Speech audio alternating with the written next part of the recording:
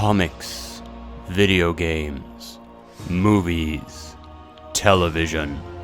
Long ago, the four factions of geekery lived in harmony, but everything changed when the movies attacked. For one whole summer, countless movies tore fans apart, being disappointing and pitting critics against audiences, audiences against other audiences. Even movies that people said were good were still met with anger and rage. The world needed something to unite it, a show so good that everyone, critics and audiences alike, could agree on it. But just when the world needed it most, this show vanished. Years later, a new show has arrived, and it's up to one critic to review it and tell us if this is the show that can save the world.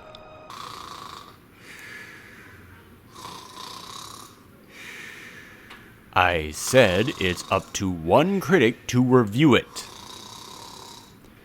Oh, for God's sakes. Oh God, what's happening? Is this the end? Did Trump win? Relax, my child. It is I. God? No, the narrator. Well, that just raises new questions. There is something on Netflix that you need to review. BoJack Horseman? No, Voltron. Yeah, here's the thing. People have already been telling me that I need to review Voltron, but I just don't care. But this new reboot is very good. Yeah, and I understand that, but I'm just not interested in Voltron. I never watched it as a kid, never went back and watched it as an adult. It's just one of those things that I just never got into. So even if this new reboot is really, really good, there's nothing that you can really say to make me want to check it out. It's made by the people who made Avatar. Except for that, that's the one thing that you could say that would make me want to check it out. Let's do it!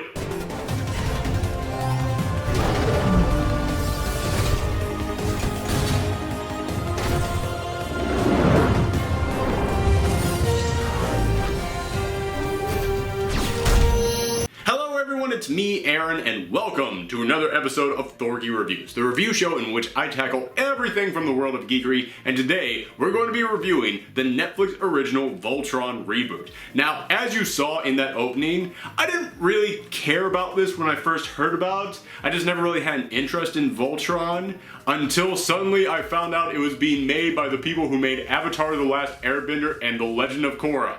Then, my lack of interest was replaced by a mighty need. And you might be asking, well, why didn't you care about this? Honestly, it's because despite being your guide to all things geeky, pre-90s anime is one of those gaps in my education. It's just one of those things that I never really got into. You wanna know how little I know about those classic anime series? I was on episode 3 of this new Voltron series when I asked, hey, where's the dude with the giant bat ears? And then all of a sudden it hit me, I've been watching this for over an hour and I thought I was watching a reboot of Gatchaman. Yep, so to any of you big anime fans out there, feel free to call me whatever name you want in the comments down below. I have it coming after that. And for any of you people who are waiting to hear me compare this to the original series, yeah, that's not going to happen. However, considering the fact that most of my audience is teenagers, I don't really think there was anyone out there asking me to do that in the first place, so let's just go ahead and get into it. So this series starts with a group of young space cadets in the future. Lance the fighter pilot, Pidge the engineer, and Hunk the mechanic, along with fellow student and token lone wolf slash the hunky one, sorry Hunk, Keith, who as near as I can tell only has one job: to piss off Lance with his perfectness. No you don't, I'm saving Shiro. Who are you? Who am I? The name's Lance. We were in the same class at the garrison? Really, are you an engineer? The four of them are brought together when they discover Shiro, a pilot who a year earlier was kidnapped by a race of aliens called the Galra Empire, who experimented on and tortured him. Shiro escaped and tried to warn the Earth of their approach. From there, these 5 characters start researching the clues about the aliens' plan and find an ancient alien artifact hidden on the Earth that the Galra are trying to capture. And by ancient alien artifact, I mean a giant-ass lion robot. Damn, as far as alien artifacts go, that one's pretty high up there. In fact, if you had had more of those in the X-Files, then Season 10 might have been watchable. I stand by my burn! The lion communicates psychically with Lance, forming a bond with the young pilot, and they are then fired across the galaxy to a strange new planet where they discover a princess and her butler who have been frozen for 10,000 years. Holy cow, are we still on the first episode? Okay, I know I'm still at the summary part of this review, but I just have to point this out right now. Every single episode of this show is jam-packed. Every single episode has so much going on, but it never feels like too much. It never feels rushed. It feels like every single scene gives you just enough of the plot and then moves on to the next scene. This show moves at such an amazing pace. So this Princess Allura tells these pilots about the legend of Voltron. 5 lion robots that search out pilots who match their own minds, and then together they all form Voltron, the defender of the universe. And if they want to stop the Galra Empire before it comes to Earth, then they must seek out these lions and learn to fight as a team. Okay, now there's a lot that I need to cover in this review, but let's go ahead and get one thing out of the way right now. Let's all be honest with ourselves. The #1 reason why we decided to check out this show in the first place is because it was from the people who made Avatar: The Last Airbender and Legend of Korra, 2 TV series that I myself consider to be some of the best series of all time. Not animated series, all TV series. Some of the best. I'm going on record with that one. And the biggest compliment that I can give this show is that, yeah, it feels like it's from the Avatar guys. The animation, the humor, the emotions, the pacing, the team dynamics, the character exploration, the adventure, the imagination, all of it has these creators' unique fingerprints on it. Now, I'm not saying it's as good as Avatar. That would be next to impossible to achieve in just 1 season. However, the people who made Avatar, they were unique. They weren't like anyone else. Their sense of humor, their style of animation, the way that they wrote characters, that was unique to them, and they bring that to this show. Now, I will admit that some of these characters do resemble their Avatar counterparts. I mean, for example, Keith is pretty similar to Mako, Hunk is pretty similar to Bolin, and Lance is so similar to Sokka, I actually had to look it up to make sure it wasn't the same voice actors. It's not, by the way, it's actually this voice actor. Yeah, try not hearing that now.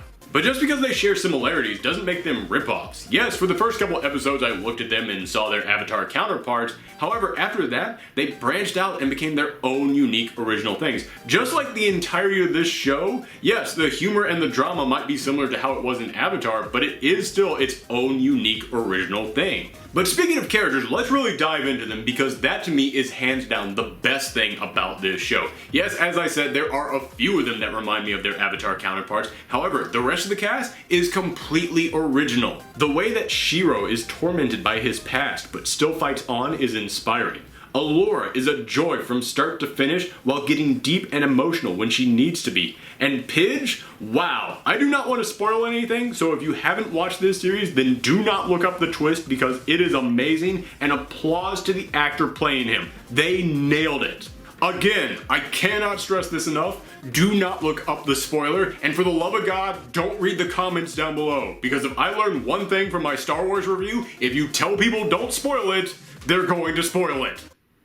Shame on you. And even those characters who I said could be compared to Avatar, eventually they get a chance to be fleshed out as well. I will admit I wish we had gotten a little bit more time with Keith and Lance, since I feel like the only real defining trait of the two of them is their rivalry. But Hunk is fully fleshed out in this series. He becomes a great 3-dimensional character who is defined by his cowardice and nervousness, yet still has a strong dedication to his friends, and all of that is beautifully captured by Tyler Labine. P.S. Netflix? Kudos on hiring Tyler Labine. That dude has been at the top of my this guy needs more work list for the longest time. I mean, seriously, that guy is a comedic powerhouse, and yet the best job that he can get is on a crappy ghost talking show on Hulu? Seriously, looking at this, compared to that, instantly wins Netflix the streaming wars. Also, Netflix, while we're talking about Tyler Labine, bring back Reaper. That show had so many more seasons it needed to put out. Now, I've been praising this show pretty heavily, but it does have some problems. And the first problem I have to bring up is the villains. Don't get me wrong, all the villains, whether it be Zarkon or his soldiers or his witches or his generals or whatever it is he has working for him, they all feel like genuine threats. They all feel big and intimidating and evil, but they're also kind of flat. None of them really have dimensions to them. And coming from the people who invented villains like Azula or Zahir or Kuvira, yeah, it's a little bit disappointing, and no matter how much of a badass these villains are, none of that can really make up for the fact that they...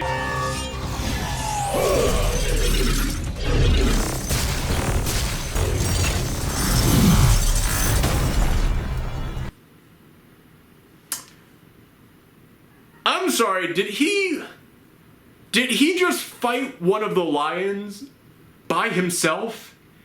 in space with no mech suit, just himself, mono a roboto?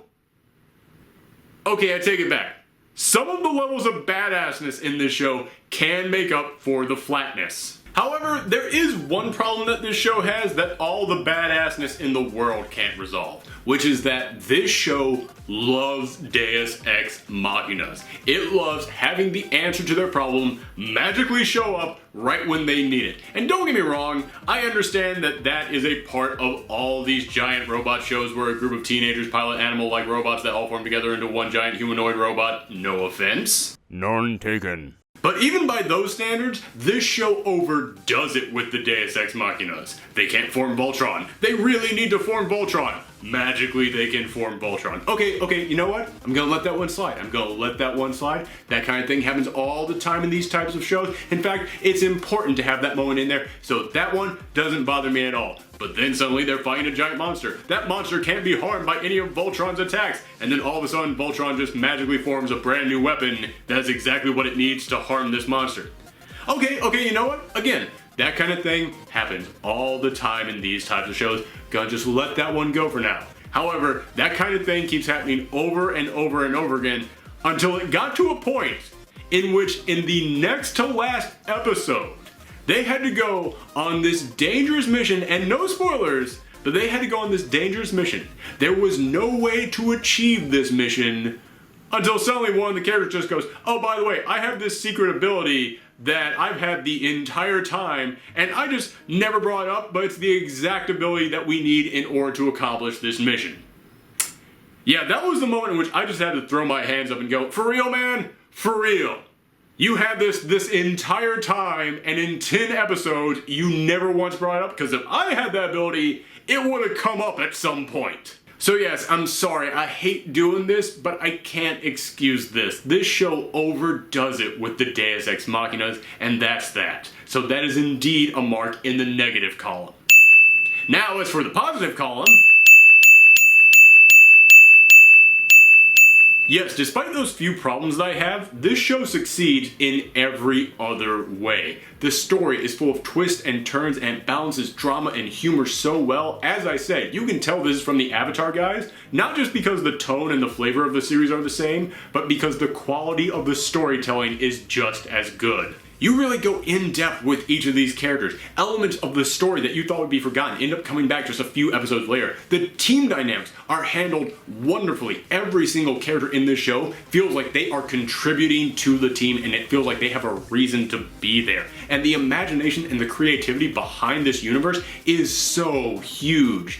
And the animation, listen, I've seen some animated series on Netflix before, and my expectations weren't high. Well, we're fast. And into action. And racing. Fast action racing team. Okay, maybe me saying that my expectations weren't high is being a little too nice. My expectations were low on this show. However, it looks just as good as any animated series on any major television network. This is indeed a new height for Netflix's original animated series. Although again, that's not really saying much. Okay, for dinner you can have left-unders. The bugs I left under the rock. Okay, I think we've seen enough of that. As I was saying, this is indeed a step forward for Netflix, but it's also a step forward for giant robot shows. Let me tell you what I mean by that. I've never been the biggest fan of robot series where the robots had to combine together, and I'll tell you why. It's because every single episode follows the same pattern, which is something giant is attacking, let's get our robots. Should we do anything with our robots? Nope, just combine them together. Yay, we've won. Ahem. No offense. None taken. Okay, cool, but you know what I mean with this. It takes all the tension out of the fight if you know that if the robots haven't combined yet, then they're not going to win. Are the robots still on their own? Well, then the fight's not over. Have they combined? Well, then now they're just going to win. Ahem. No offense. Offense taken. Oh, come on, you know I'm right. However, the creators of this series, they realize that. They realize that you can't just end every episode with them forming Voltron. There are some episodes where they never form Voltron at all. There are some episodes where they form Voltron, go into battle, and then realize they would actually stand a better chance separate into their individual lines. In fact, they even gave each of the individual lions their own unique abilities that they can use just as themselves, which actually explains why you might want to go into battle just as your lions and not as Voltron. In fact, there are some episodes where they never suit up in the lions at all. Some of the best episodes are the ones that are just them as their normal humans going into battle to try and solve a problem themselves. This series has taken the one problem I've always had with these types of shows and fixed it, which lets me know that these creators were indeed the right people to give this project to. And that's the other thing that I gotta say. Everybody on this show showed up to work. This wasn't the Avatar guys. People who made some of the biggest, most influential cartoons of all time being given this job and going, yeah, we got the Voltron gig. You know what, I guess we'll just do something with it just for a paycheck and then we'll move on to our next project. No, everybody showed up and they cared. Everybody on this show is doing their best and you can really feel it. And that's the thing that impresses me the most with this show is that the people who made Avatar got this project and they went, you know what, let's not just half-ass this. Let's go in there and turn this into another truly great series. Let's try and do something big with this. And so far, they're succeeding. Yes, I'll admit that as of now, they have yet to hit those heights of their previous series, but now that season 2 is on the way, it could very well happen. And so, because of that, I have to give this show my score of 1 Netflix subscription. You see, every couple of months I have that moment in which I sit down and I go, you know what, I haven't really used Netflix in about a month. I'm basically paying for nothing at this point. Maybe I should just go ahead and cancel my Netflix subscription. And then Netflix will put out there something like this. Something that I was not expecting to be this good, for me to love this much, and it makes me realize, you know what? Even if I occasionally pay for a month that I don't use, it's worth it just so I can occasionally catch a show this darn good. Believe me, this is not a paid ad for Netflix, which you all know because I'm not nearly famous enough to receive paid ads. However, even if Netflix wanted me to do an ad, at this point after watching this show, I would gladly do it for free. Although I gotta say, that Luke Cage show is still about a month and a half away, and I just finished up Voltron, so what am I gonna watch to hold me over until then? Next time. Hey, thanks for watching today's review, and remember, if there's anything that you want to see me review, then leave it in the comments down below, or contact me on Twitter and Tumblr at Professor Thorgi. I had a ton of people asking me to review this, so I hope that you enjoyed it, and if you did, then make sure that you share it around the web and leave a thumb up. It's the best way to help people find this channel. And make sure that you come back next week for another review, and return throughout the week for more fun, geeky videos. Thanks again, everyone, and come back next time.